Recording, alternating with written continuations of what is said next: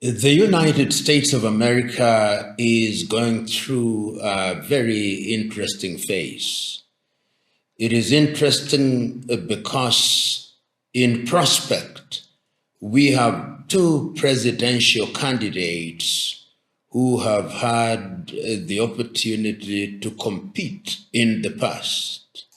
And we have a presidential candidate in the person of Donald J. Trump, who is not your typical American politician.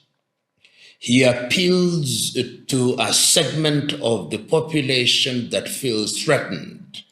And he is competing at a time when the United States of America is facing a number of challenges. So the country is going through a different phase, and that phase creates certain dangers.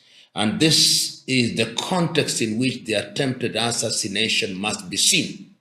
Of course, the jury is still out as to who was behind the assassination. There will be many conspiracy theories and theorists, but I hold the view that, holding all factors constant, that single act is going to energize Donald Trump in a very unique way. And many individuals who are sitting on the fence may very well be inclined to vote for him in order to introduce change. It is not lost on me that his clarion call now is "Make America Great Once Again."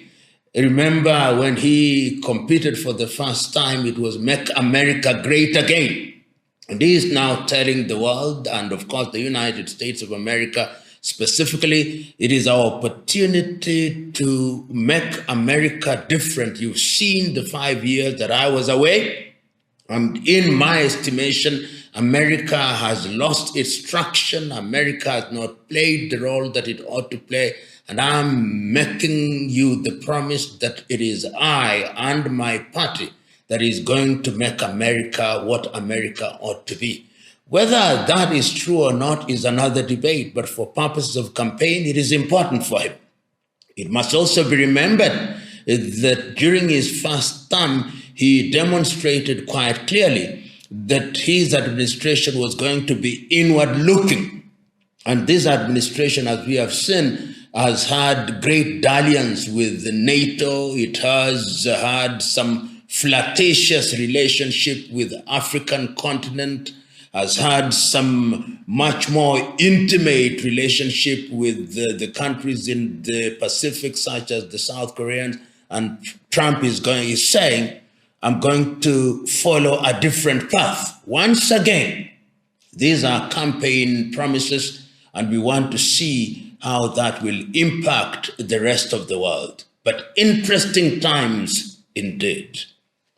After 2 days, I think, or 2 days after the assassination attempt, the President Joe Biden told Americans, let's lower the political temperature so that we do not have a situation where we solve our problems in this manner. And that manner means through violence. The former President Barack Obama is also on record as saying that America ought not to follow the path of violence. And it sends one clear message that American politics is now taking a turn, which is very dangerous, that the American political divide is now so very dangerous that in the eyes of some, even eliminating candidates would be one of the ways of resolving these problems. Of course, I'm saying this acutely aware that the question as to who or which organization or individuals were behind the assassination. But it is important to note that there are conspiracy theorists out there who hold the view that this was an attempt to eliminate a candidate who is likely to win the elections. And it sends a clear message to the world that there is no perfect security. Even a country that is in the habit ordinarily of telling others and warning others using their security system that they are in danger is also susceptible to danger herself. And it also sends a clear message that there is nothing like perfect security. But we must also look at the historical context. Assassinations are not things that are known to America. We knew in the 1960 John F. Kennedy was assassinated. Ronald Reagan survived an assassination attempt, and outside of politics, we know that individuals like Martin Luther King Jr. were assassinated, Malcolm X was assassinated.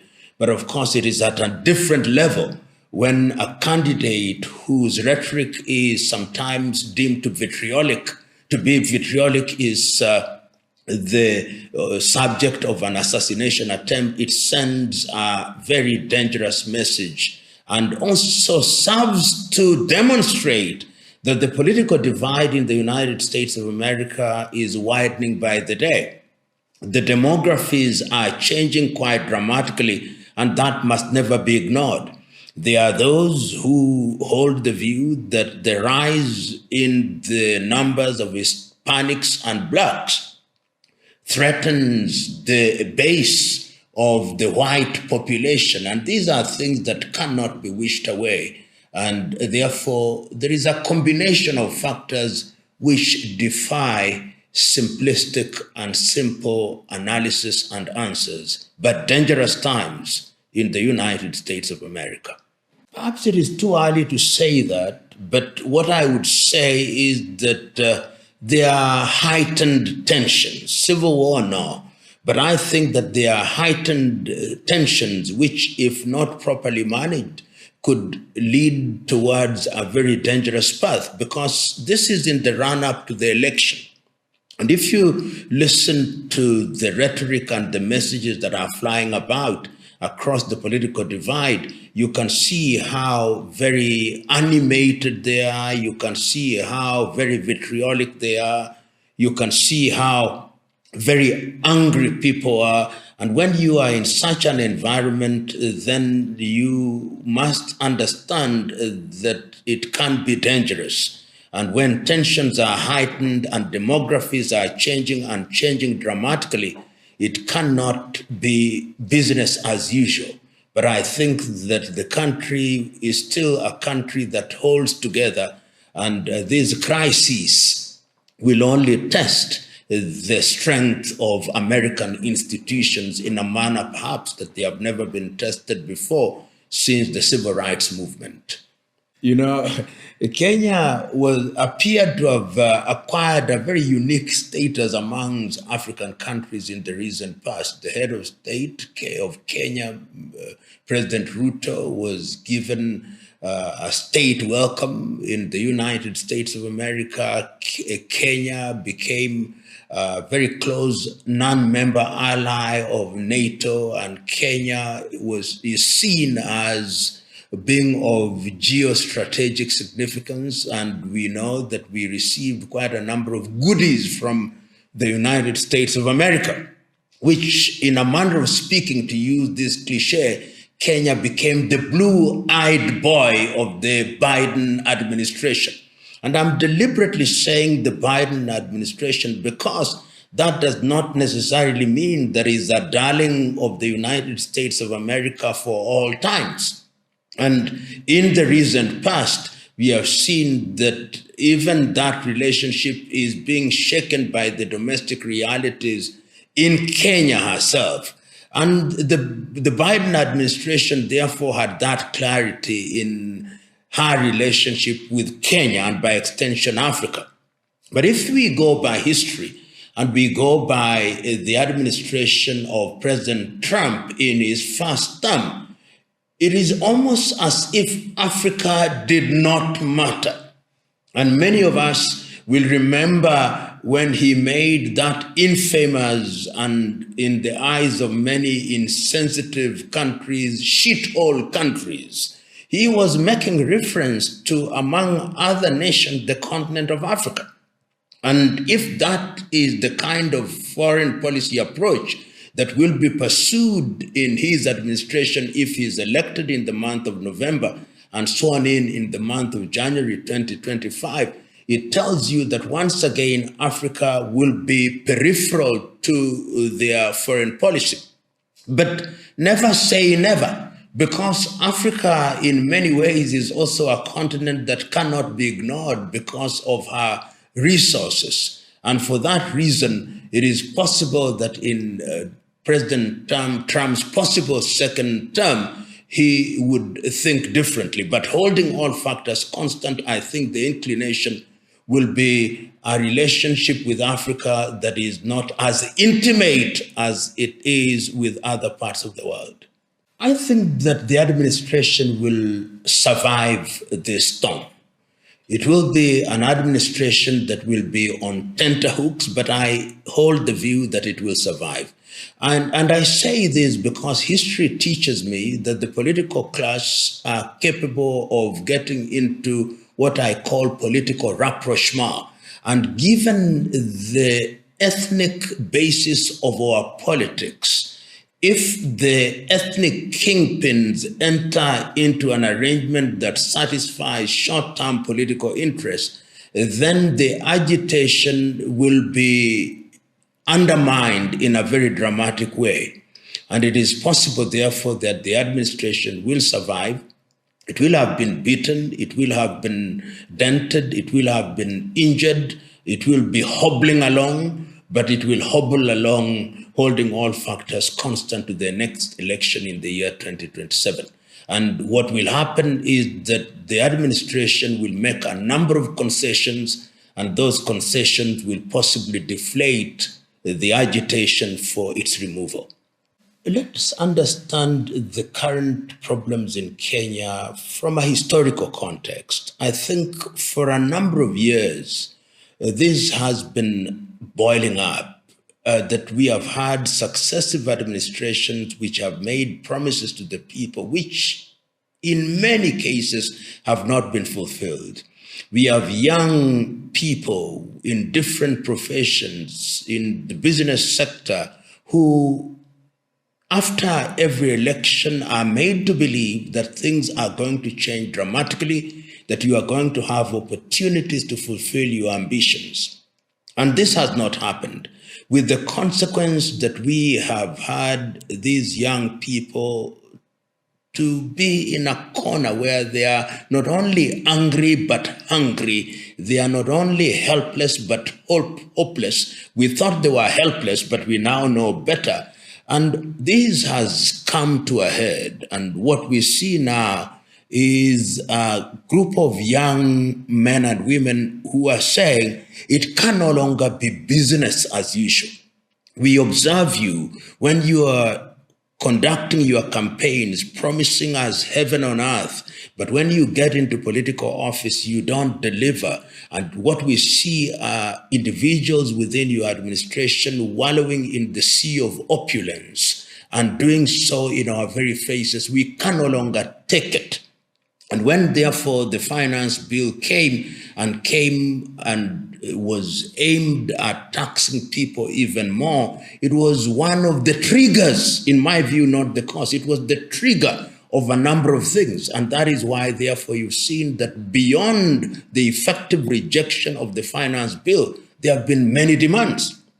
Demands including, we want a leaner, meaner government. We want certain things to happen. We want the institutions that are created by the Constitution to perform the task for which they were created. We want a smaller parliament. We want the devolved units to be fewer and effective. We want the office of the president to be one that is responsive to the people. We want the civil service to reflect the face of the nation, and a myriad of other demands, which are legitimate demands. And we have already seen that the President of the Republic of Kenya, William Ruto, has conceded to some of those demands. First of all, it started with the effective rejection of the finance bill and subsequently removing the budgetary allocation to unconstitutional offices, and thirdly, dissolving his cabinet. And the demands are coming up by the day. The message that is being sent to the president is, we want change. We want meaningful change. We, the young people, are tired of promises. We want government that deliver.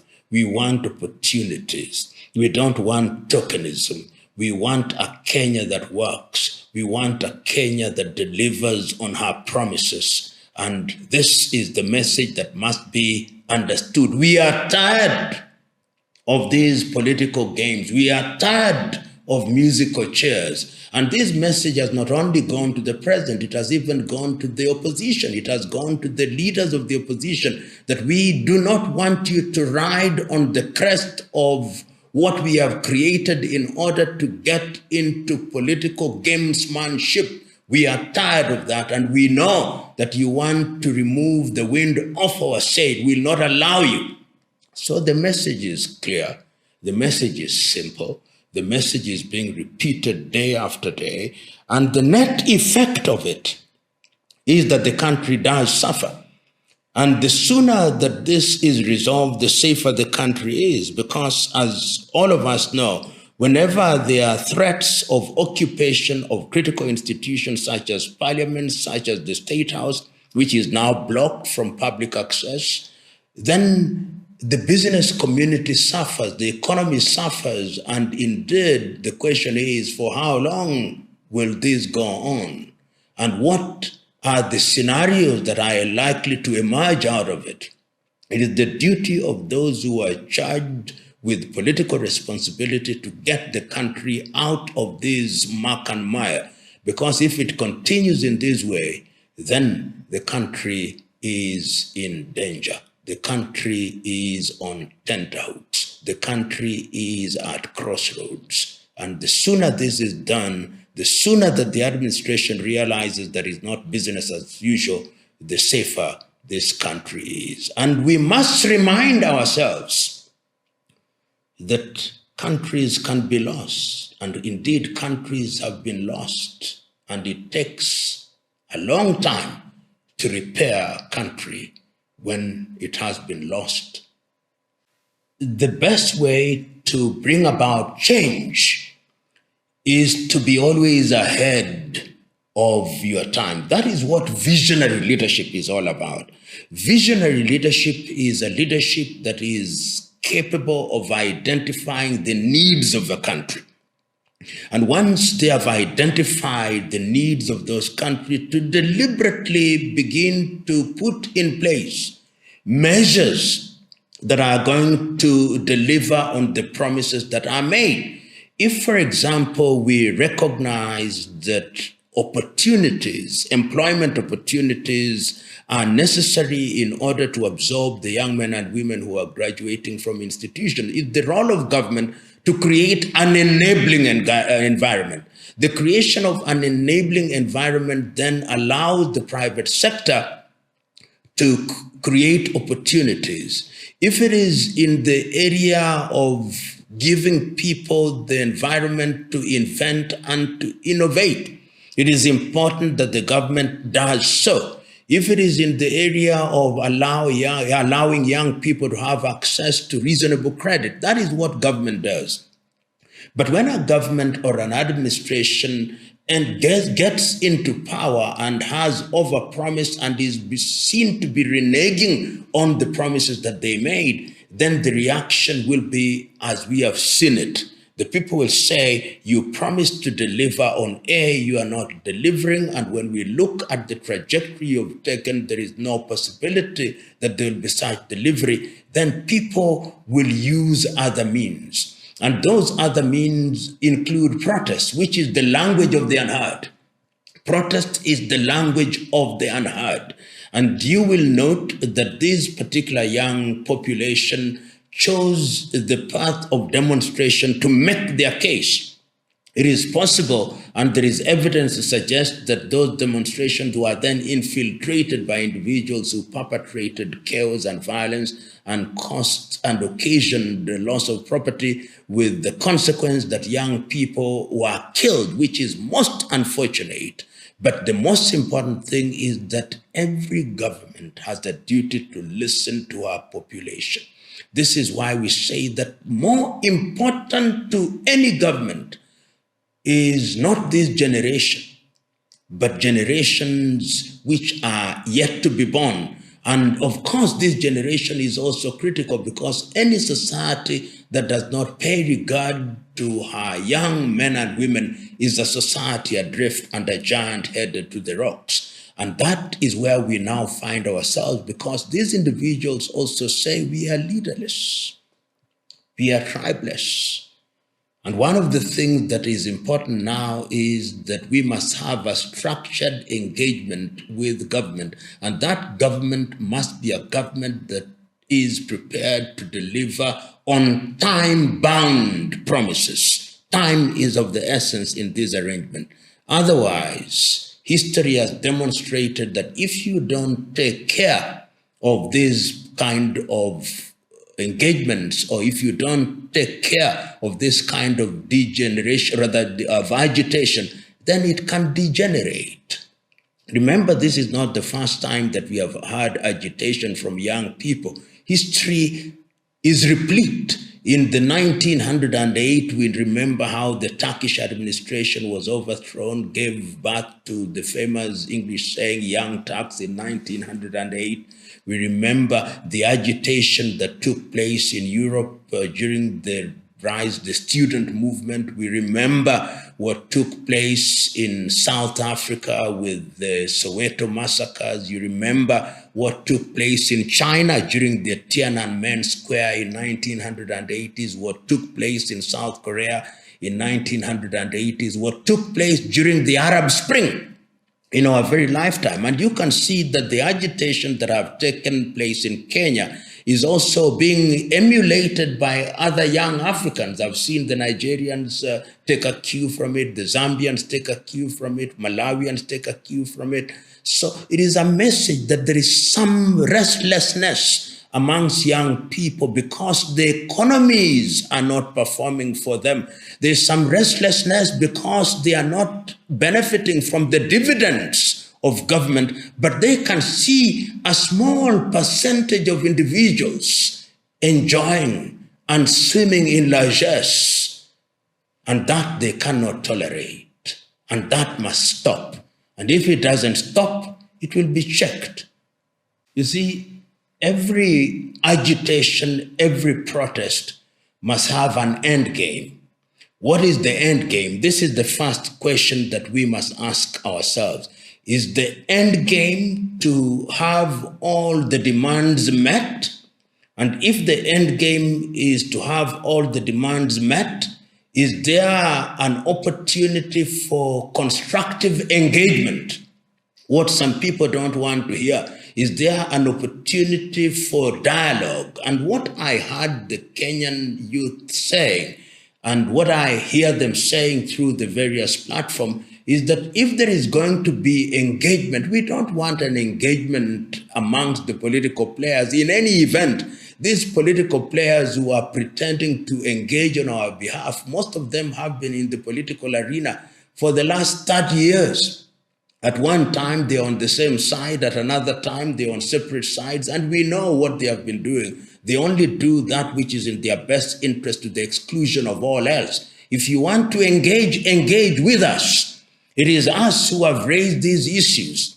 And it is us, therefore, whom you must engage. And I hope that the administration of President William Ruto will make every effort to engage these young Kenyans in a constructive way so that those politicians who simply want to take advantage, opportunistic and selfish, navel-gazing politicians who simply want to benefit for purposes of occupying public office must be shut out so that the young men have the country repaired in a constructive way. Although, of course, somebody may ask, but they have said they are leaderless. They have said that they are tribeless. Who do you engage? I believe that their leadership is beginning to emerge. If you watch very keenly, there are young men and women who are now beginning to articulate their position through public media. And if time is taken, it is these individuals who will then be the vanguard with whom to engage in the short term. Let us remind ourselves that youth is not a permanent state. Those who are young today will be old in a few years' time. And we must also remember that there is not a society that does not have different segments. We have old people whom I believe have the opportunity and the experience to make contribution to their society. They are the younger people who holding all factors constant, will live for a little longer, and they are simply saying, create a society which is going to enable everybody to thrive in the short, medium, and long time. What characteristics do you expect of such individuals? They must be patriots. They must be young men and women who know and understand the dynamics of the purpose of politics. The whole idea of politics and the constitution of governments throughout the world and throughout history has been to create an environment where men and women have the opportunity to express themselves and to use their talent, intellectual and otherwise, for the benefit of improvement of the quality of the people's lives in all sectors, whether it's in education, in health, or in agriculture. So they must be knowledgeable. There must be individuals who are prepared to sacrifice and to use their talent for the general good. In a multi-ethnic society such as ours, there must be people who are capable of looking and exploiting talent without looking at the ethnic extraction or the racial extraction of their compatriots. And they must be people who understand that leadership is not about using office for personal benefit, but for the general good. These are the characteristics that we expect of these young men and women who, in the fullness of time, as they grow older, will also hand over the baton to another generation. One of the things that I think annoys young Kenyans, and by extension young Africans, are individuals who, when they get into political office, do not want to leave. At age 70, they still want to be youth leaders. At age 80, they still want to claim to be youth leaders. They do not want to give opportunity for younger people to serve their countries. And this, I think, is something that must stop. Individuals who have been with us here since the 1980s in the political class had better do the right thing. Simply get out.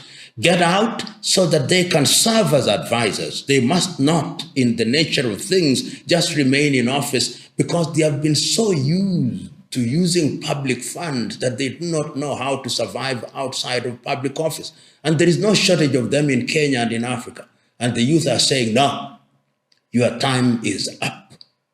I hope so. I hope that young people now see the value. Who do you vote into office?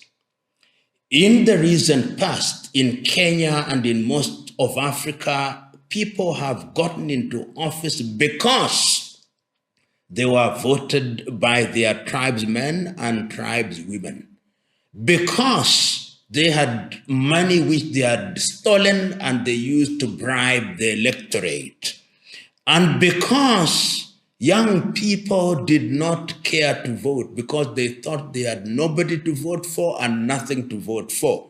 With the consequence, therefore, that we have ethnic bigots in office, with the consequence that we have individuals who ought not to be in office running the affairs of the country. And we are now recognizing that that is a trend that must not be allowed. My hope is, as long as we continue to use the ballot, that young people have now recognized that if they want to change things through the ballot, they must, number one, have the voting card. Number two, they must wake up to vote. Number three, they must protect their vote. In the last general elections held in the Republic of Kenya, we know that nearly 8 million people did not vote. If they had come out and voted, perhaps we would have a different dispensation.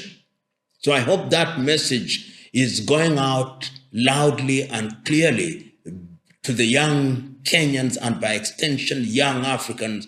As long as the medium of getting political leadership is the ballot, it is important that you become an individual who is in civic engagement through voting. And that is the way to go.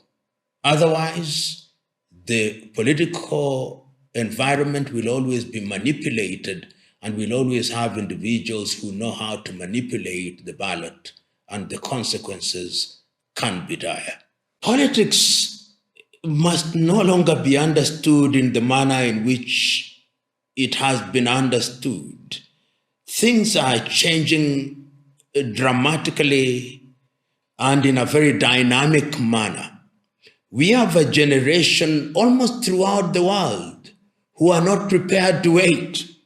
They want what I call microwave solutions, instantaneous solutions. They can no longer afford the luxury of waiting. But let us look at it in the context of history. I think it is a British politician, Winston Churchill, who once said that a democracy is perhaps one of the worst forms of government until you look at the other forms of government. If it is therefore understood in that context, the reason why people are agitated is because year in, year out to mean every election cycle, they see men and women parading themselves and making promises which are not delivered. And they are saying, for how long shall we wait? Shall we wait for Godot to come to deliver us? We see them get into office as paupers, some of them. Within 2 years, they have become multimillionaires, donating and distributing money as if it was confetti. We cannot wait. And this impatience is what is informing the next course of political arrangements, so that I see a world that is going to want of the political class that we are no longer just interested in you telling us that we have voted you for 5 years, we have voted you for 7 years. We want delivery. And what this is going to do is going to create a new generation of patriots who will join politics. What has happened, particularly in Africa in the last 30 years, is that politics had become attractive for the wrong reasons. People were attracted to politics because it was the shortest avenue to material wealth without consequence. But if this agitation continues, then that class and that category of individuals who saw politics as a lottery will begin to fade off, and a new crop of individuals who truly want to serve will join the political arena. And that, I think, is something that is desirable. So that if you go into politics, you know it is going to politics and into office to serve. And that will happen sooner rather than later, because you'll then know that being in political office is not being in a comfort zone. It is being in a dangerous zone where if you don't deliver, we'll literally chop off your heads. And this happened throughout history. If you look at the history of Europe, look at the history of Latin America, look at the history of Asia, look at the history of Africa. If you did not deliver in those days, we chopped off your head. If you built a bridge and we wanted to test whether the bridge was worthy, it is you who built it who would cross it first. These are things that are going to happen, and this impatience is going to give birth to a different political dispensation.